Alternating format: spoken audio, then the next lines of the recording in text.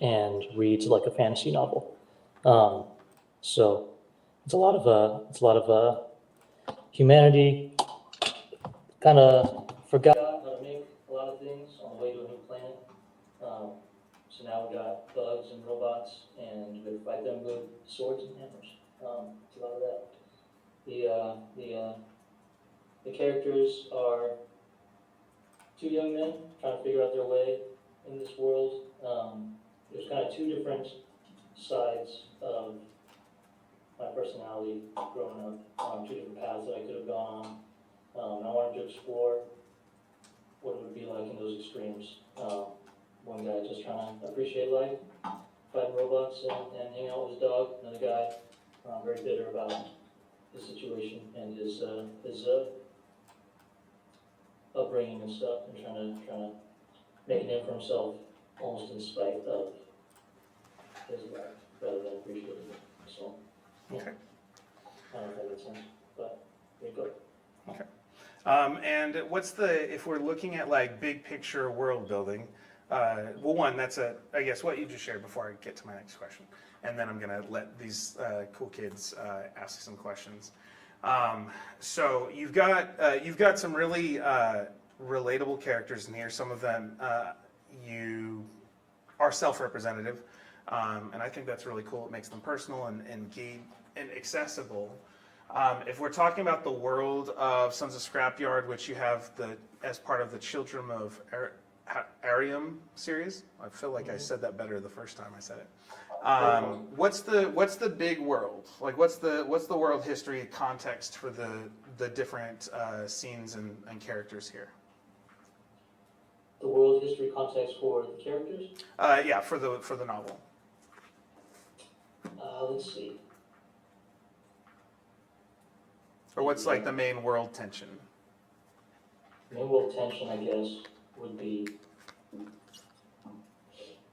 they come from a scrapyard, which is a village built next to a big pile of dead robots. There was a war with a bunch of robots a couple decades before, and no one wanted to look at them, all the pieces of them, because it made them all sad. So they put them in a big pile. And people realized that that's a lot of free stuff. So they started making better things for themselves out of all those robot parts. The village was founded by the main hero who kind of defeated the robots before. So he's just this legendary figure who just everyone looks up to and is just a big father figure for a lot of the refugees and people who got messed up by the robots. So now it's decades later, and the robots are back, of course. And now the two sons of that main hero are trying to figure out the way to deal with this new problem themselves, in the shadow of their father, in the shadow of his accomplishments. In their own way. Cool. All right. Well, I know I sent you a bunch of questions, but for the people here in the room or who are online, what do you want to ask? What do you want to ask Cameron at this point? So he's a self-published author. One thing I think is a big part of this. But what do you have? What questions are you interested in? I can't see the questions this time, so I don't answer right away. I'm sorry.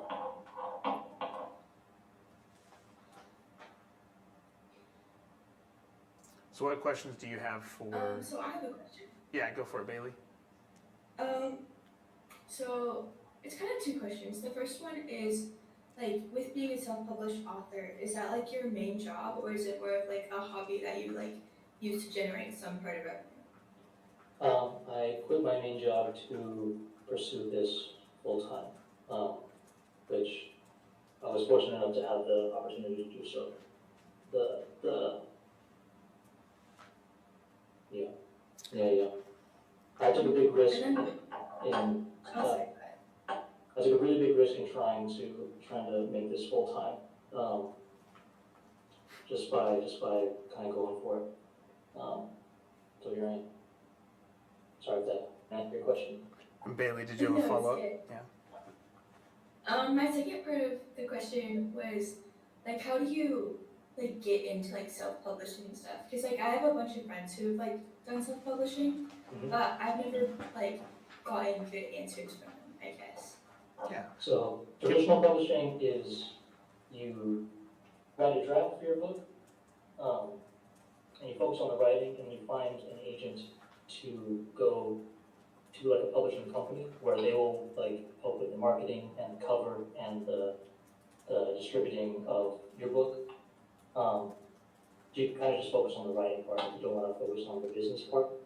That's traditional publishing. Self-publishing is you also do all of the business parts. So I made my own website, I do my own marketing, I find my own artists, and I design my own cover, and I format them with myself. And it's kind of just the difference between trying to find a company who will help you do all of the elements that go into publishing, like getting a physical copy, or trying to figure it out yourself. And I really wanted to figure it out myself, both for, I was really poor and um, I couldn't really find help to do it without really going out there. And you have a lot of more creative control when doing it yourself. And now I have all those skills forever, which is really fun. So now I just can't make it work. And maybe as part of that, do you want to tell us the whole trajectory? Because you have, because it's not like, it's not like the book just kind of appeared, right? So what's the trajectory what's been the trajectory for you as a writer and working and providing for your needs and that kind of stuff? Tell us that story. Well, I really, really, really wanted to write a book, but I was really poor. I had to pay my rent, I had to pay my family's bills, I had to, eat and survive and live my life. So I was working like 2 jobs and then writing in between. I quit video games, I quit watching movies over and over, and I decided to write as much as I could. So it took a long ass time for me personally, because I didn't have a lot of free time. But it's not too hard to publish. The publishing itself isn't the hard part, it's kind of just the writing. Nailing down your writing is the really difficult stuff. Because anyone can, the actual publishing of like printing it out and having it out there, it's really, really easy. It's not easy to make it a pretty nice product. You know what I mean? That's the learning curve. I don't know if that answers your question. Yeah, and so you said now you've decided to, like, you're aiming at selling books and writing books full time now, right? What was the process for developing a good product, a good story, and how long did that take? Because it sounded like Bailey's question is like, if as a professional, how long did it take for it to feel like it was a profession for you versus something that was more of a hobby? Like, what's that? Yeah. Just so that they have, if anyone has like rose-colored glasses about, starting publishing their own work. If you want, the difference between that I think is, if you want to write stories, if you have cool ideas and you want to write them down, that's more of a hobby. You know what I mean? You like it for yourself. You like, I want to see where this character goes, I want to see where this world takes me, and I want to see what this kind of stuff is. But it doesn't have to be like the most marketable idea, it doesn't have to be the best, you know what I mean? It's just fun for yourself, and that's all you really need, as a hobby writer and as a, you know what I mean? I really wanted this became like my dream, you know what I mean? It became like my goal and my passion. So it was like a thing that I needed to do. I needed to write this book. I needed to tell this story. So in switching that in my brain, it became a very serious professional thing. You know what I mean? Which, for better or worse, led to it being a little bit more stressful, a little bit more scary of like trying to figure it out. But it makes you really focus on what matters for yourself. And that's all that really matters, is do I find this a beautiful product and a beautiful story, and a thing that people will love. And if you love it, then someone else will love it too, because there's billions of people. So, you know what I mean? Yeah. Thanks, Cameron. What questions do you guys have? And thanks, Bailey, for asking that. Thank you, babe. Hope that was helpful. Is he currently working on another piece of writing? So what's your current work? If this is already out and published, and they can find it on Amazon or your website, or have physical copies in the room. What's your current project, and what's the writing process look like for that?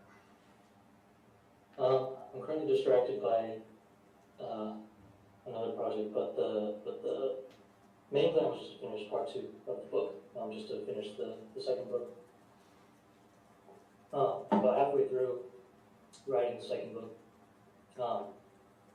and for the first draft of writing the second book, so I'm maybe a year or 2 away from publishing that. I got really distracted the last 6 months by another project I'm working on. What's the side project? What's the distraction? Because sometimes I tell people, like, it's kind of like with tabletop gaming, like the side quest is sometimes it becomes the main thing, but not that I want them to think you won't create the sequel here all the way. But what's the side project right now? It felt, I don't know if I want to talk about that, I shouldn't regard that. There is a side project then. The world's very scary right now and very serious, and I needed to deal with that before I finished my personal story. You know what I mean? So yeah. I'm So working on your something side that project. will make the world a little better instead of making it a little bit cooler, which is what my books are supposed to be. Nice.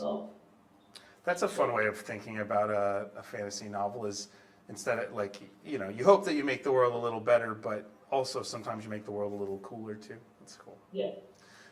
Well, so as far as the process for the part 2, you said you're halfway through. How does the process of writing the second book compare to the first? The second is much more fun. The starting anything is the hardest part of, especially story work. Any creative things, the hardest part is finding the idea and making sure it's a worthy idea. But now with the first book out, all the groundwork is laid. Now I just have to follow these characters in this world that's established, and that's a lot of fun. So much fun, just seeing them go on their trajectory. It's really cool. It's really, really cool. The hardest thing was making sure all the setup was stable enough to make the payoffs worth it. Now I just get to do the payoffs, so it's really cool.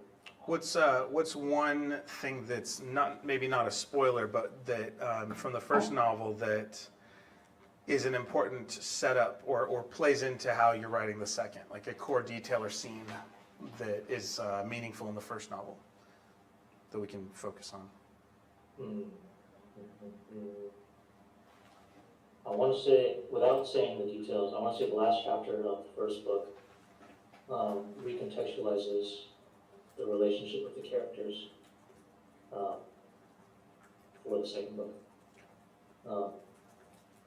It completely, the first book is you trying to figure out who these people are that you're following.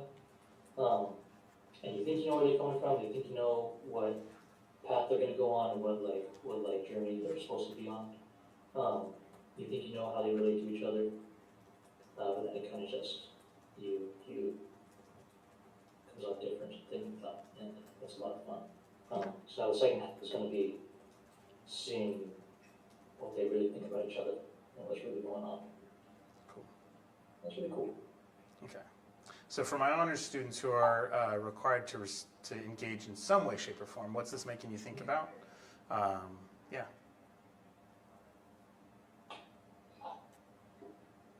with creating the second book, do you feel like you have more writer's block than when creating the first book? That's a good question.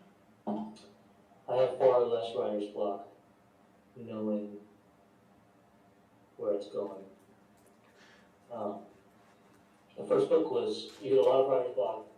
Most writer's block is, I don't know exactly what to do with these characters or with this world, or if it'll, you know what I mean? At least for me, that's what the writer's block was for me, was that I set it up okay. But now I know I have set it up okay. So now it's just kind of cruising through. Writer's block is defeated mostly by like outline and planning, and just being really sure of your world and your characters and what you want. That's the hardest part, is figuring out what you want. But once you figure out what you want, you just write it down. Yeah. So maybe unpack some of the challenges from writing that, so you're giving us a few of those details. Unpack what that, with a little more detail, what some of the struggles with writing through the first time, and what solutions you came up with or strategies you came up with to help with that. The main struggle was honestly time for me, was trying to find free time. It's the hardest thing, was am I motivated to write right now? I know that's not what you're asking, but that was my biggest struggle.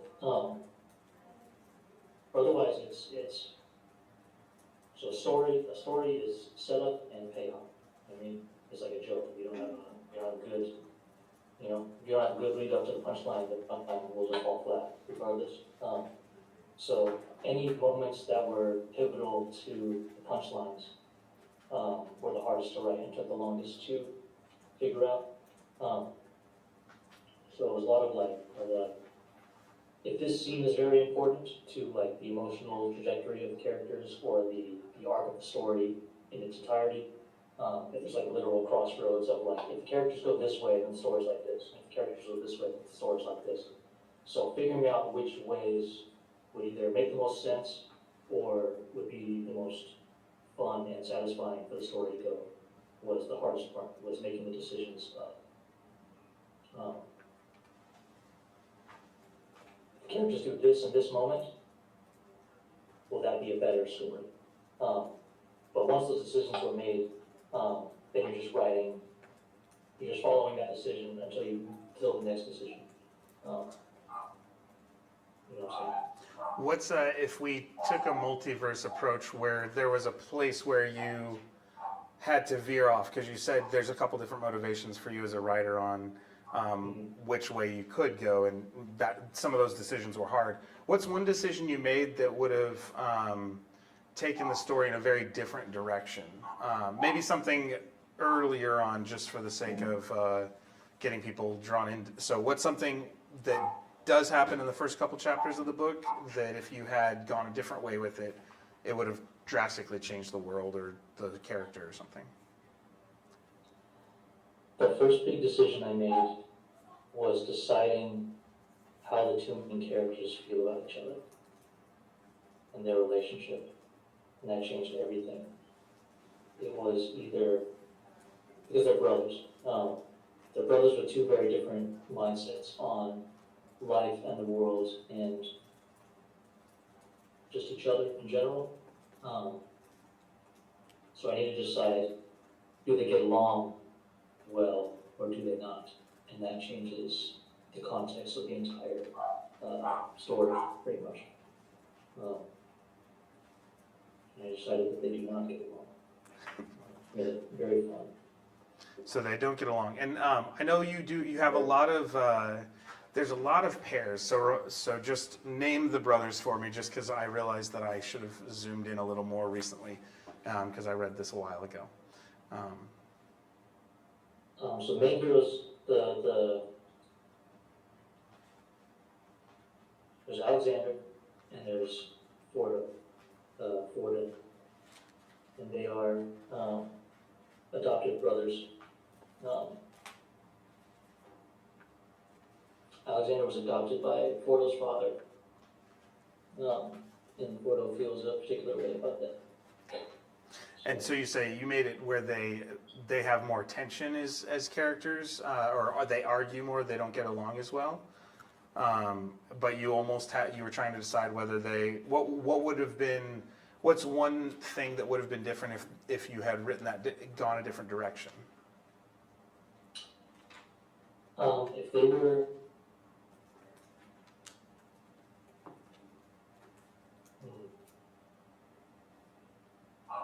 as the story is now, one of them is on more of a hero's journey, and the other one is on more of a villain's journey. And that entirely revolves around their relationship with each other, and how Fordo feels about Alexander, and how Alexander feels about Fordo. So I had them feel differently about each other. They either would have both been heroes or would have both been villains, and now they're evil. And that's very interesting to me. Cool. Thanks for digging in there.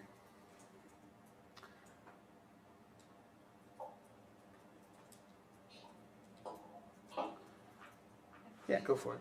How long did it take you to write the book and like the whole process of the publishing and everything? Let's see, in literal time, it took a long time. Working a whole lot, working full time a whole lot, and just living life and stuff, it took like 9 years. But that was a very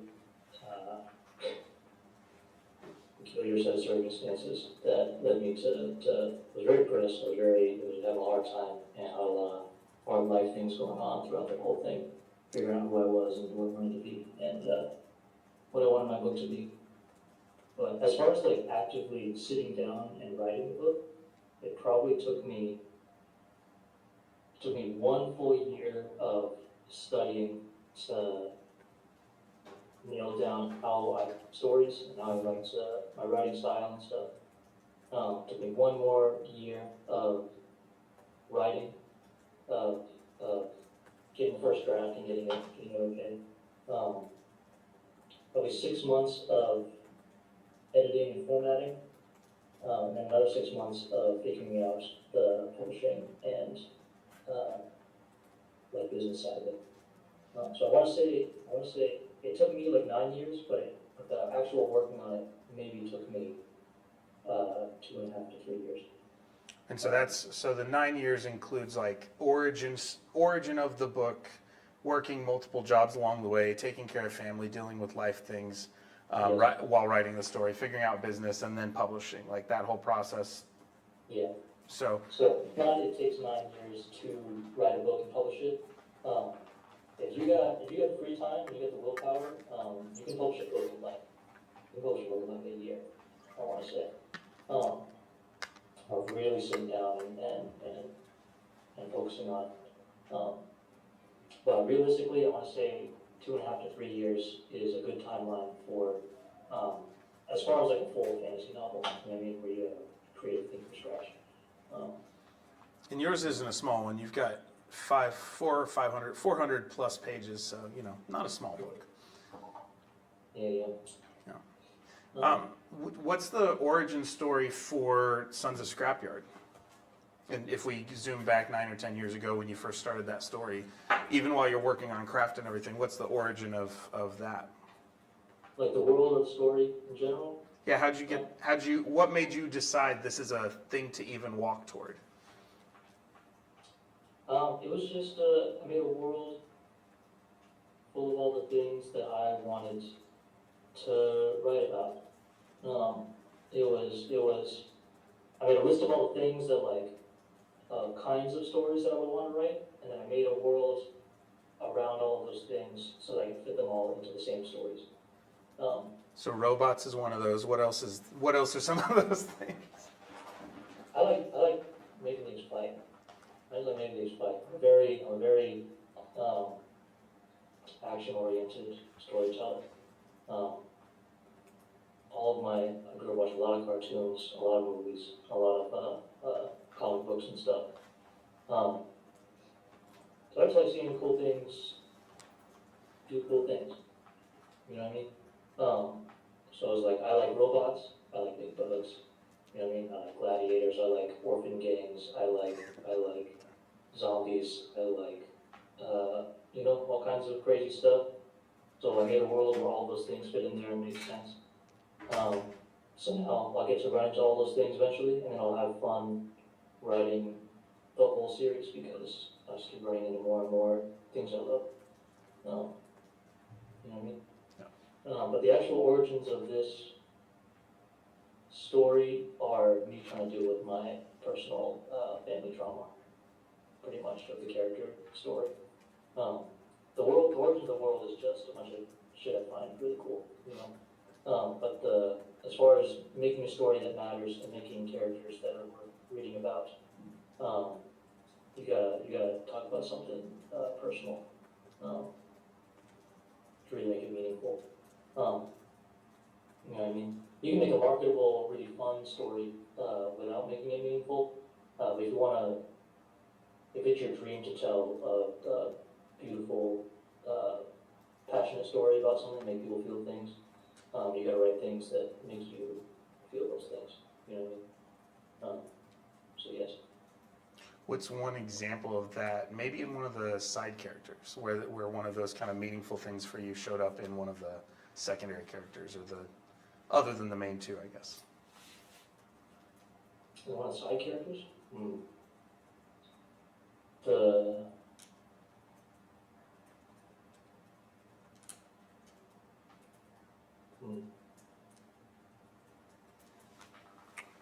The main theme of this, one of the main themes of this story, in this series, is just appreciating your life, appreciating your circumstances, and it kind of doesn't matter where you come from, and it doesn't matter what's going on. It doesn't matter how scary things are, it doesn't matter how hard things get. There's always something funny, or there's always something cool, or there's always something fun, there's always somebody there that matters, you know?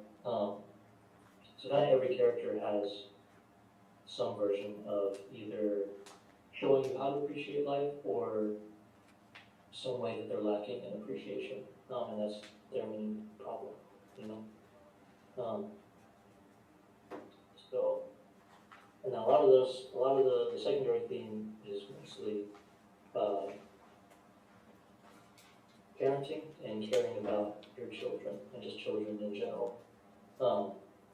Yeah, because you do a lot with like found family, like groups of people who kind of cluster together in families, and kind of you set up that mentor-mentee role with a couple of them. Yes. Like I'm remembering so there's the scene where you've got this whole group going into a cave with, and it's one of those more visceral scenes because there's like goopy things and bugs and danger, right?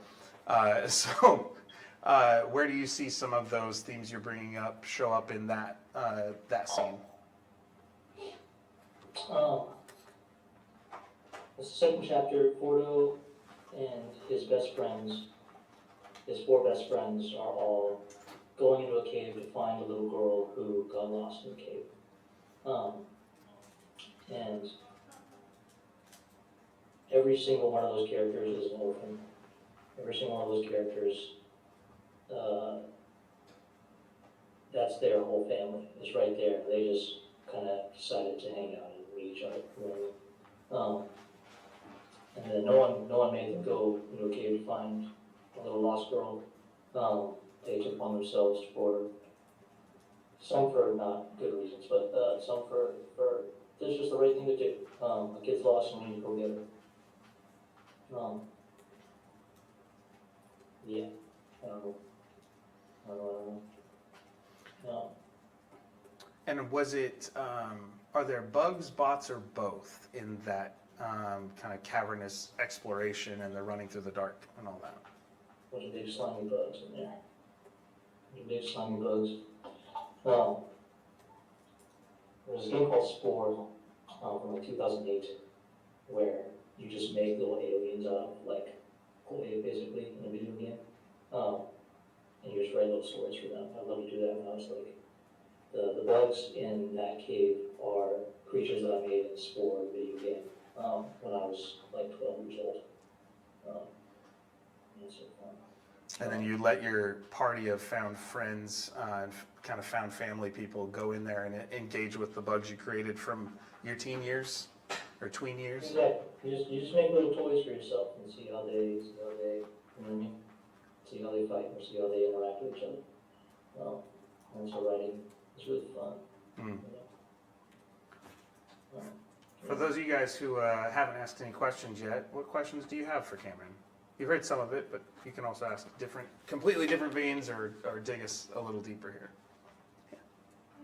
Are there any like authors that you take inspiration from when it comes to like stories or like writing style? Authors, writing style, inspiration. Most of my inspiration comes from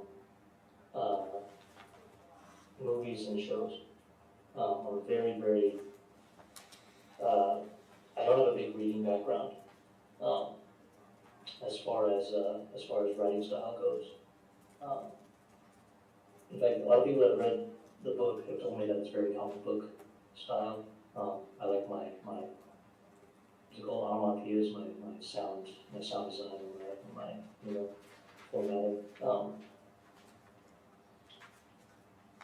I mean, Tolkien, of course, is just the classic. That's the default answer. Tolkien's the only fantasy author I've really read. I grew up on the Aragon books, of course. I want to say Calvin and Hobbes was a big inspiration. So you're saying this book is a mashup of Calvin and Hobbes meets Aragon? I guess so. I guess so. I want to say Calvin and Hobbes and Star Wars. More or less, you know what I mean?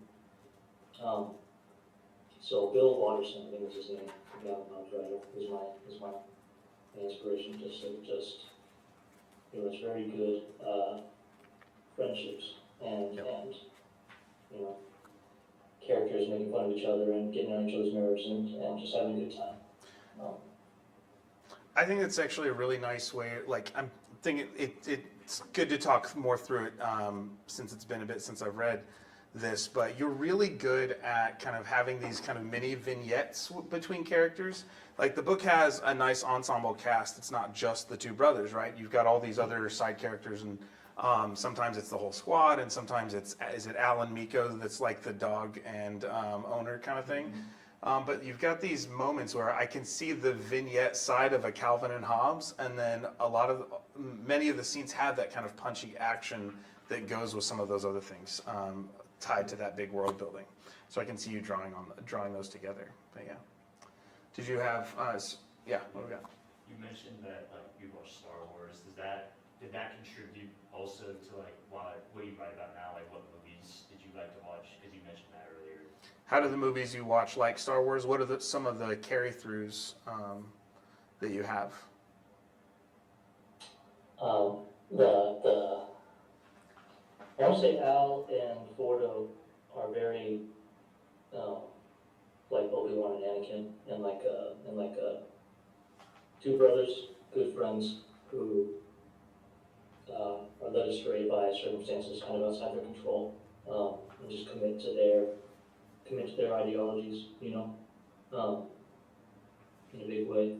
And then like villain-wise, no spoilers for Star Wars or anything, but like I love pure evil villains. I love Palpatines and Jokers and people that are just bad dudes having a blast being bad dudes. So that's in there too. I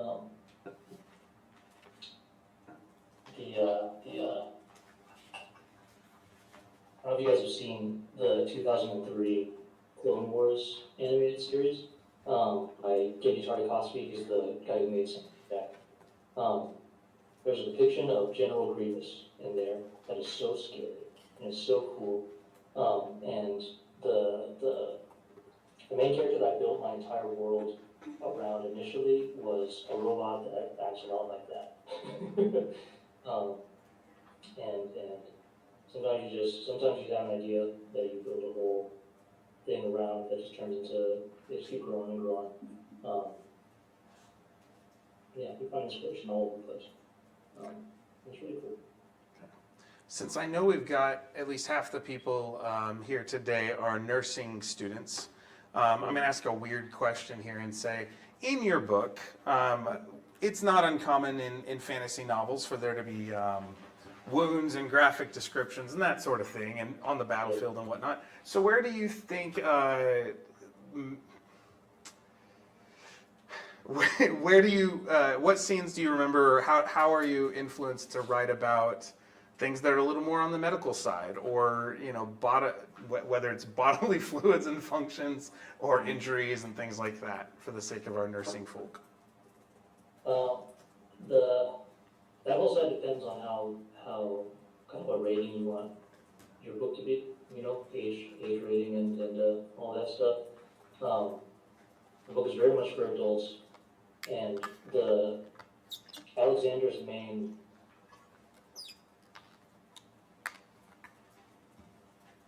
he's like a healing factor, like in comic books, where like he gets hurt and he heals really fast. But not in a comic book way where like he kind of just brushes it off and it doesn't matter very much. His superpower is kind of he can just get hurt way more than anybody else.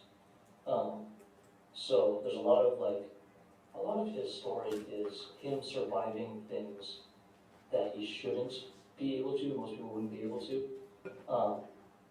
So I'm able to get pretty graphic with his circumstances and his injuries and his, you know, the things that happens to him. Because I'm such an action guy, action only matters if it's realistic. You know what I mean? As far as in my personal view of action, action only matters if consequences are real, and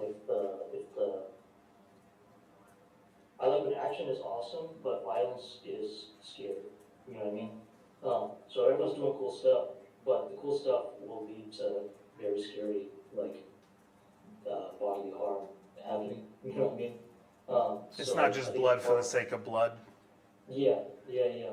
Rather than like blood for the sake of blood, but now they're all okay and everyone's moving on and no one's remembering that they were even hurt. A big part of life is pushing through pain and pushing through hardship and trying to find meaning and happiness despite your circumstances and despite your, you know, whatever happens to you. So people get hurt a whole lot, and how they deal with it shows how much they appreciate life and themselves, I think. So there's a lot of that in my books. And so you said this is definitely, so with the way you write, there's some graphic description to it and some language to it. You said it's more for a mature audience, right? You know, it's not for like a 9-year-old. You know, it's not a Minecraft novel or something, right? Could I get you to read just a section on page 153 for us? You want me to read a section on it? Yeah. It's probably better if you do it than I do it. Which version do you have right now? That's a good question. Hold up the cover for me. Okay. You had multiple. Oh yeah, that's right, because you had multiple like alternate prints and stuff. So 153, just that. I was wondering if you'd be comfortable reading that last big paragraph, or that and the one before it. Seemed like a meaningful scene, like kind of a good representative scene of some of your kind of action writing here. Onto the next page if you want. Okay. Let's read the last paragraph on 153. Yeah, and if you want to, if you think it makes sense story-wise to go into the next one, or we can just give them something to go from here. I don't. Okay. I'm very scared of reading loud. I have not practiced reading loud since maybe middle school. It's okay. It's part of the fun. Yeah. For us, of course. Because I'm a big jerk. Let's see. I'm going to hand it Royal to ran to him. him. Because I don't think you got one. So. He was pale and shaking harder than Ford thought possible. His friend collapsed into his side and puked. Portal got hints of red in the puke. Oh shit. There's no dialogue in this, man. You want me to, I'm trying to make me act right now? Maybe. Oh, shit. Okay. Okay. I'm gonna talk to you about this later. Did I ambush you here? You can choose. I mean, if you want to choose something different, I was just looking at the paragraph. I'm like, that's kind of like what we're talking about here. I'm just gonna tell you what happened. I can read this shit right now. I'm supposed to have to yell, have to curse. I'll do that right now. Alright. Do you want to? You're gonna self-edit, so you're just gonna summarize the scene. I'm gonna summarize the scene. Okay. So everybody go and read 153 at the bottom later. He'll summarize it, give us the quick points. I'll tell you right now. There's two characters who are pretty much mailmen for the continent. They're these twins who their favorite thing is running. So they like doing marathons around the world, and they realize that they can make a mail system pretty easy. So they everyone knows them as they send messages and they collect packages and they bring them to the next town over because they're running that way anyway. So these guys happen to be in the place where the robots were attacking, and the signal system people didn't have to warn the other towns didn't work. So they realized we got to warn everyone else ourselves. So they started running as fast as they could to different cities, and they ran so fast that they basically ran themselves into like a coma. They're puking up blood. They're coughing, and their feet are all bloody and torn up from their shoes disintegrating, and they're just collapsing in the arms of the main characters. Trying to tell them this message, but they ran so hard and so fast that they were almost dying of thirst and dying of just exhaustion. Just to try and warn everybody else about the things that they needed to. Yes, if that was sufficient. Cool. Well, I'll read one sentence for you because I put you on the spot. But yeah. So it says, and is it Gatti? How do you say Fordo and Gatti? Gathy. Gathy. Okay. So Gathy's eyes were barely open, his breathing burdened. Fordo finally noticed his feet, swollen and shredded, the red dirt that clung to it made black with blood. Fordo realized what was wrong. Water, he turned and called over the wall. I need some water. Right? And then it keeps going. But I just figured I'd give a sentence or two because you did a good. I thought you did a nice job with the description there. Yeah. And like I said, partially for the nursing folk, because they're going to have to do descriptions of that on a regular basis or read medical reports. So for them, that's probably easier to stomach than even you, maybe. So, yeah. Actually, maybe that's a question we ask them. So for the 3 nursing students who are here, when you're reading books and it's got some of those, or when you're watching shows and it's got a little more of kind of that graphic visual going on, is there anything you want more from that or less from that, or you're like, I actually can do without it? What makes it meaningful or weird? I personally feel that if it has like wounds or anything medical in like shows or books, if the author doesn't like describe it right or like inaccurately describes it, I feel like it kind of is like, well, that's not really right. But Yes. I feel like, Personally, yeah. Sometimes, so how would you feel about like if someone did the research on it? Because I've had someone ask me like, how do you research storytelling too? So if someone does the research on how a wound works or a medical thing works, and it's accurate, is there anything that would make the story, like what kind of things would make it even make that meaningful more than just accurate for you as a reader, or interesting for you as a nurse, a reader as a nurse, or nursing focus? It's a weird question, I know. I feel like it just depends on the scenario, like what happens, like I guess like the scene or whatever, like especially in movies, like or like doctor shows like Grey's Anatomy or things like that. I feel like the certain scenario, like a car accident or something. Like that makes it more meaningful rather than just it being accurate. I feel like. So like kind of knowing where it comes from. Yeah. What are there ever times when you're watching shows or reading stories that have those sorts of things where because you have kind of a little more insider knowledge, you can almost diagnose it ahead of the doctor in the story? And like, what's an example of that, just for the sake of inspiring Cameron for his next scenes?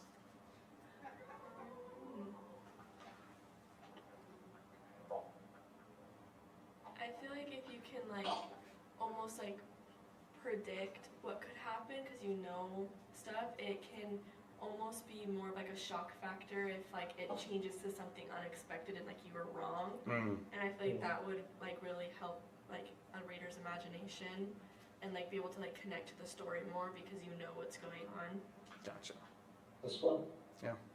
It makes me so on the fantasy side sometimes because we can make up worlds and anatomy and medical conditions and things like that. It makes me wonder if there's maybe it's a way to reveal someone's like special ability. Like, you know, the cheesy version of this is like that person fell 5 stories.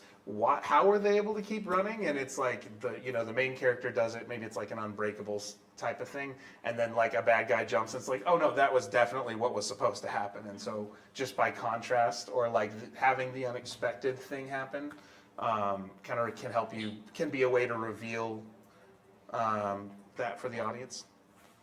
But yeah, let's see. Brielle, have you asked any questions yet? I have not yet. I do have a question. Yeah, what do you got? I was just gonna ask, how much of your own life or mindset shows up in your first book and maybe writing your second book as well? How much does your own life show up in the things you write? A lot. Kind of every single character is a person that I've met, or a version of me that has existed. A lot of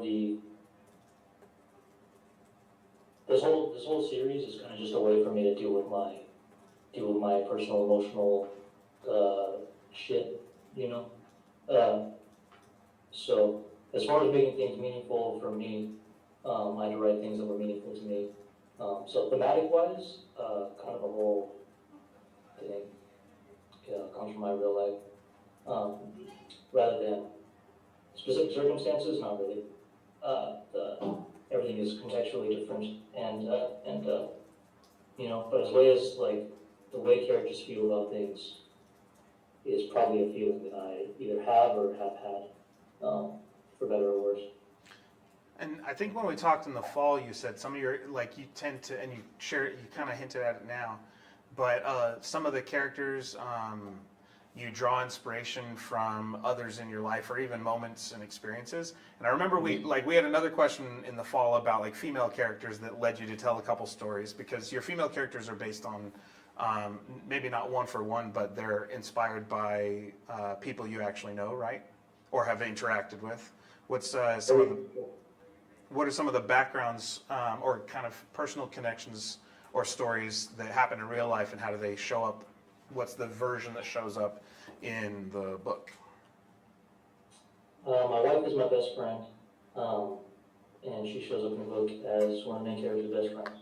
You know, the best way to make characters is to find someone who you believe would be a good character, and then put them in your thing. You know what I mean? You give them whatever job the story needs. I needed a best friend. I needed a stepmother. I found one of the women on YouTube that has really good writing advice on her channel. She became the inspiration for the stepmother, for the main characters.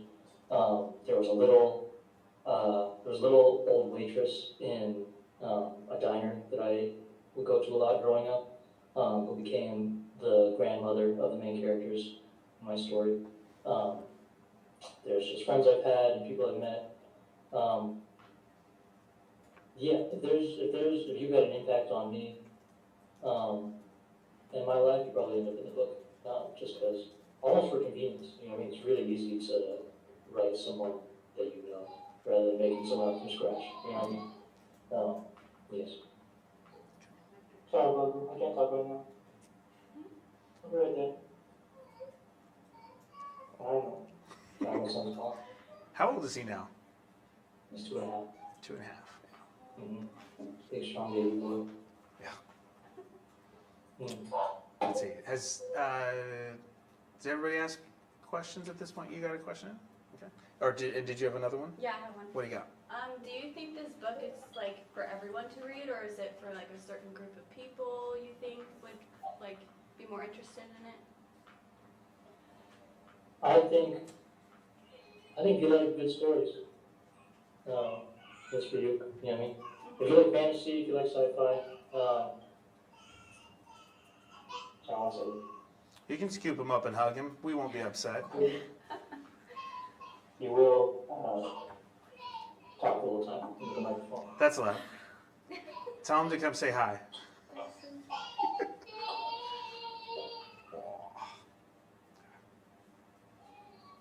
You got somebody?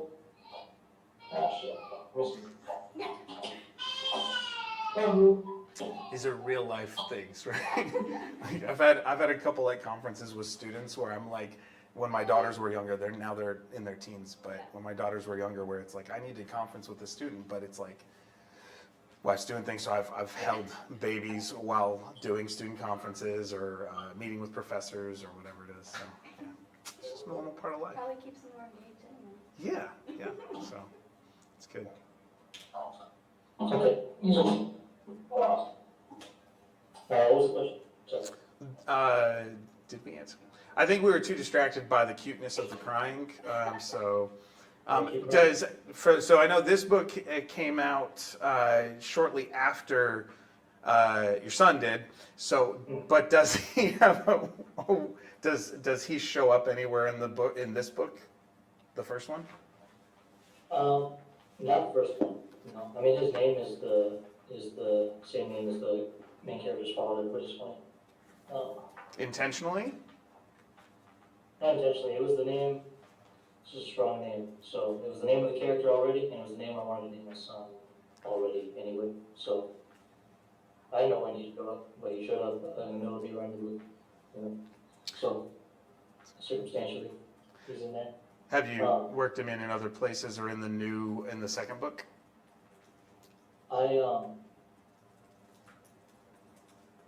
The themes of having a kid, having kids in general, are throughout the whole thing, but I haven't decided if the main characters have a son yet, or have a kid in any way.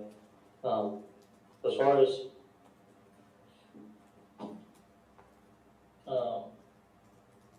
in not the second book, but there's a prequel story of the origins of the world that I'm going to be writing after the second book. And two of those main characters are having a baby. So that's going to be a huge part of their story, is figuring out how to have a baby. And yeah, but he's not in there quite, as a literal character. For the nursing students, would you guys, if he were going to have characters have a baby, is that a scene that you'd want graphically described or no? Like, is that something that would appeal to you as a reader, or you're like, actually, that's something I don't need on the page? I mean, I wouldn't mind just because it's like life, but I think maybe other people would. It just really depends on the person and how much they can take as the description. Yeah. Okay. Figured I'd ask, for research purposes. Other questions you guys are thinking about before I ask him one? I know in the fall you talked about your illustrator helping you make the cover. Do you plan on using the same one for your second book? Absolutely. Yes. He's a wonderful artist. But he's got his own hopes and dreams, so I gotta work around those as well. So if he's available, then absolutely. I would love to work with him as much as possible. But I kind of talked him into finally writing his own comic book series. So he's working on that at the moment, which is very silly. I talked him out of helping me with my dream. or not fun. But I really have fun with how yes, I would keep working with them. If we were sitting behind you during one of your writing sessions, what's that process look like if we're looking over your shoulder physically? Like just all up in your book. I stand up a lot, and I pace Okay. a good amount. Depends on what kind of scene it is. If it's a talking scene where they're trying to discuss something, then I'm talking to myself the whole time. I'm trying to figure out the best way the dialogue sounds and the best way I'm trying to act it out. However I can. There's an action scene, I'm moving around, trying to swing around stuff that I'm swinging around, you know what I mean? Or how they would fall, how they would, swing at each other. It's a lot of me just doing this. I'm just staring off. When I'm not pacing. Yes. Okay, so you're acting it out, you're walking out, you're dialoguing it out of your face. So you're trying to make it an experience for yourself as well. So what do you have technologies you prefer writing, or do you switch across them depending on your mood or what you're trying to work through? You gotta write where you can. I try to write on my laptop for the sake of if I have like 30 minutes and I'm waiting somewhere, I'll whip out the laptop and I'll try to write something down. But I like just being at my desk, at my computer, in my study. Just being in my space. Just trying to focus. Yeah, that's it. But you're right where you can. For like 3 years, it was sometimes I would be on my phone on the Google Doc, just trying to type out a few paragraphs here and there when I'm waiting in line for food or whatever, if I didn't have a break that week, you know what I mean? Just writing where I can, writing ideas at least around. So, What's the difference in your process from, you mentioned your first draft earlier versus the stage where you're revising and editing? What are those, how are those distinct in your writing process? The drafting of the first draft and then going back and...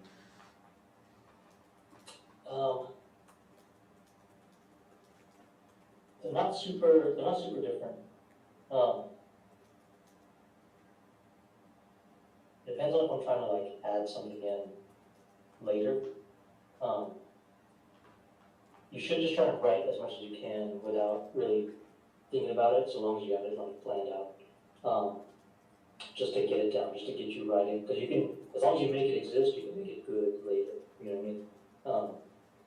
So if you're overthinking and talking yourself out of like I don't know exactly what they're doing here, I don't know exactly what they're doing, just keep going so long as it makes sense and you can keep you have enough context for the future stuff to keep yourself in the writing mood, in the writing momentum going. But as far as as just refining things later, it really helps. My circumstances are particular because it really helps having my wife right next to me the whole time, and I love her stance on stories, and she's able to she really knows what makes a good story just as a reader. She doesn't know like the technical, you know what I mean, this needs to change this and this needs to change this, but she knows when something feels off, she knows when something feels good, she knows when something reads well or reads weird, you know. So I was able to bust out a chapter and have someone I trust and love read it and say, this could be better. And I can try to make it better right away. Or say, this is pretty good or something's off, but I don't know exactly what it is, you can probably move on. So, you know what I mean? So I had instant feedback from someone I love and trust Nice. throughout most of the process, which was wonderful. But I know it's very rare for most people. And it sounds like she's not sitting there going like, why'd you use that comma there or anything like that. She's focusing on like how your goal in the experience of the scene, right? Like what you're trying to get a reader to feel. Yes. That's cool. I would usually tell her is this scary enough, or is this sad enough, or is this feel how it's supposed to feel, you know? And then she'll tell me yes or no, or you know, yeah, you give them the vibe, and they give you the did you meet that vibe? That's really nice.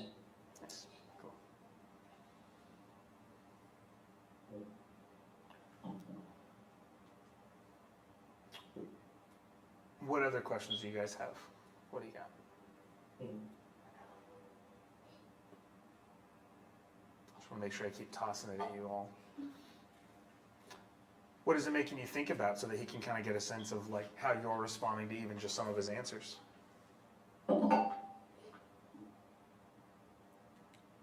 feel like with him talking about like all the descriptions and the process that you go through, it almost makes you appreciate every book you read because you kind of see the background of what the author's going through and how much time and effort, energy, and work it takes to create one book.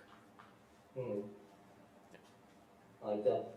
You can always tell when someone loved the art. You know what I mean? You can always tell when someone really cared about the thing that they're making. So I try to pour as much love as I can into my own work. Yeah, you can always tell when something's just that's just a cool idea, or if that really mattered to somebody working on it. So I don't know how, but intent has a smell and like a vibe. You know what I mean? Yeah. And your, so I want to jump back to kind of how you learned, because you said there's a, I'm trying not to break stuff. You said there's your learning process wasn't a traditional learning process, right? You started writing, it took 8 or 9 years to develop the whole book to a place where you were comfortable publishing it. And I know when we talked in the fall, you laid this out a little bit, but what did it look like? What strategies did you use to discover what it meant to be a good writer, or how to, or the kind of the craft of writing? What did you have to do? What was the process of learning for you? Because I know you didn't go do college courses and that sort of thing, right? And you were trying to work full time, so you were having to do a lot of balance, right? Yeah, it was mostly YouTube. Mostly YouTube, looking up stuff. That was my call. As far as figuring out what makes a good story for me, just getting really curious about your own taste. You know, there's the whole like write what you love, or there's write what you know, but you should just write what you love. Whatever thing you're really into, the kind of stories you really vibe with and think about and leave an impact on you. Really ask yourself, why did I love that? Why did I feel that? Why did that matter to me so much? And if you can like scientifically break it down for yourself, just really get curious about who you are and what matters to you and what makes an impactful story for you. You can put that into your work. The more you overthink, like what's the most marketable thing and what's the most what's the most technically correct thing to do, or what's like, do I follow the hero's journey exactly, or my story's not going to work? That doesn't matter. None of that matters. It's make it as interesting as possible for yourself. Make it as impactful as possible for yourself, and it will be for people who end up being like you and are into the same stuff as you. Yeah. As far as like what makes it the best version of it, having to learn that is just break down what makes it the most enjoyable for you. So like, I really like movies. I wanted to pace it like a movie. So I don't like long exposition dumps. I don't like whole chapters that go off on tangents and doing these things. So I try to pace it like a movie. You know, every scene matters. Every thing they say has a purpose. But that's just the kind of thing I was going for. You know what I mean? If you love long shows that really get into each character and go off on their individual lives and going off on their individual interests and you know what you're going to, then that's the thing that you study and you try to replicate in your work. You know, there's no correct single way to write any kind of story. It's just get curious about what stories you love and why you love them, and then you can put that love into your own stuff. And that's it. So when you're digging into a scene and trying to figure out whether it's at the stage where you love it, McDonald's style. If you're at that, if you're not quite there yet, what are things you try and do when when the scene doesn't quite feel right, or you're like, I've done this thing, I've got the first draft, but there's some resistance here to what I'm trying to do. What are some of the strategies you do to try and like shift or experiment with different feels, or to get it to the place it's supposed to be? Resistance to, like, kind of comes down to insecurity. You know what I mean? Am I really being honest with this, with how this would work? Am I really being honest with how this would feel? Am I really being honest with how this would impact the story? You know what I mean? If you're reading a chapter and you're like, I don't know if that feels how it should, then it probably doesn't. You know what I mean? You know if you're holding back on something, you know if you should be saying this something, or if the characters should be going in this direction.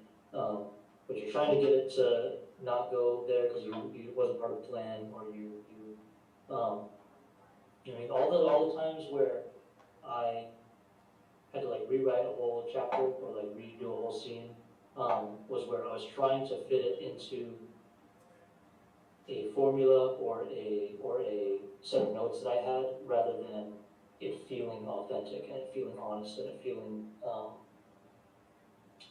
it would for the story to go, at least for myself. So what's one chapter or one scene? Kind of walk us through what it was, like give us some of the specifics there. Oh shit.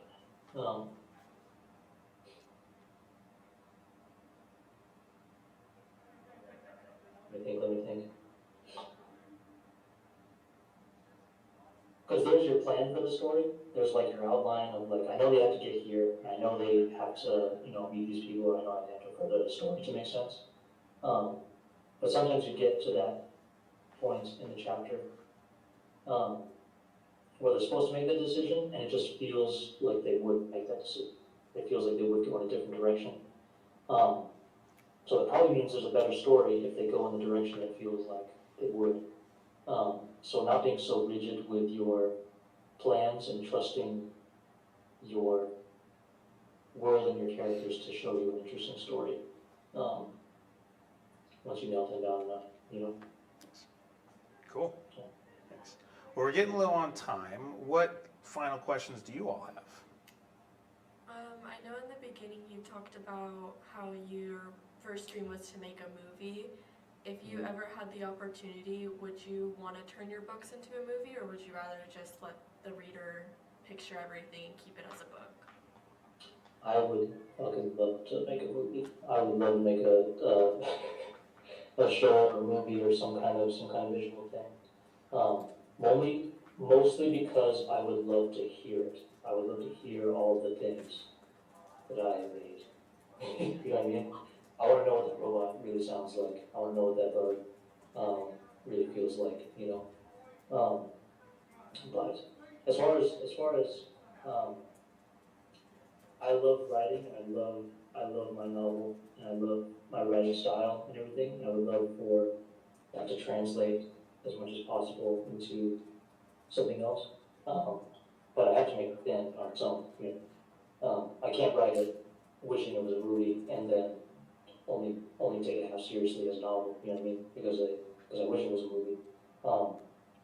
I mean, make it stand on its own, but I would love to see an adaptation of some kind, for the sake of how it feels. It really feels. That's interesting.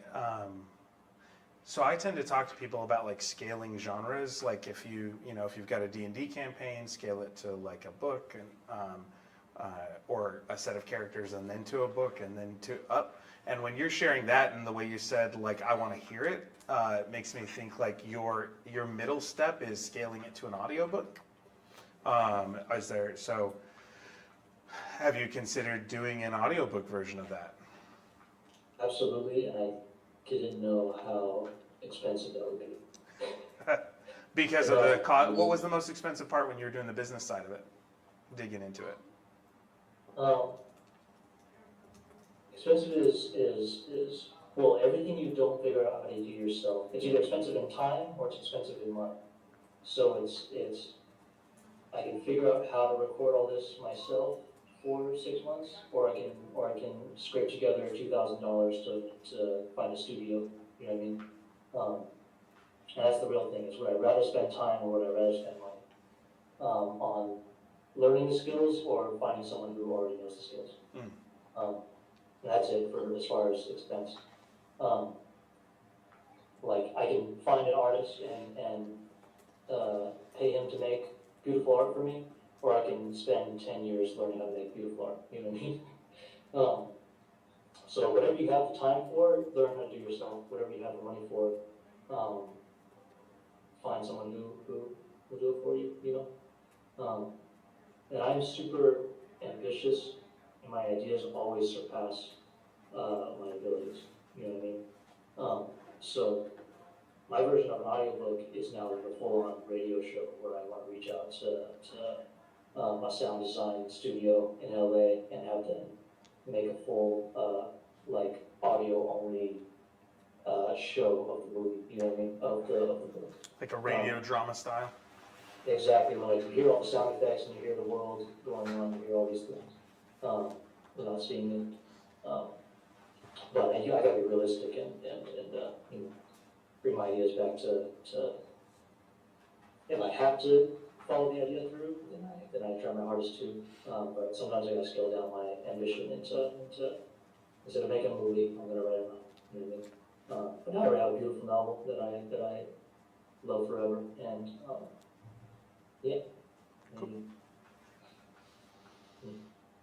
One last question, anybody?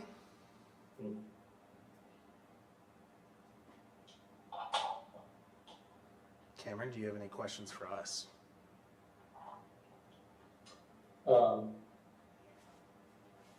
Any of you read the book yet? I don't think anyone's got a chance to yet. Just one. Just one. Okay. Cool. When you do read the book, because you have it in front of you now, feel free to go give it a review and some feedback online and everything, which I'm sure it will be positive, because I enjoyed it. And I'm not just because I'm a fantasy nerd, because it's really well written. It's got some nice action, and I like how Cameron plays with some of the formatting to emphasize moments. He's not afraid to move things around and put things in weird ways. But yeah, in ways that make sense and feel right. So, all right. Well, if there aren't any other questions, okay. Cameron, thanks for spending a little bit of your afternoon with us. And I know we'll keep looking forward to the next one. And yeah, me and you can talk more another time about some of these things too. So, thanks everybody. Thanks, Cameron. Thank you guys, everybody here. Yeah. All right. Have a good one. See you. You too.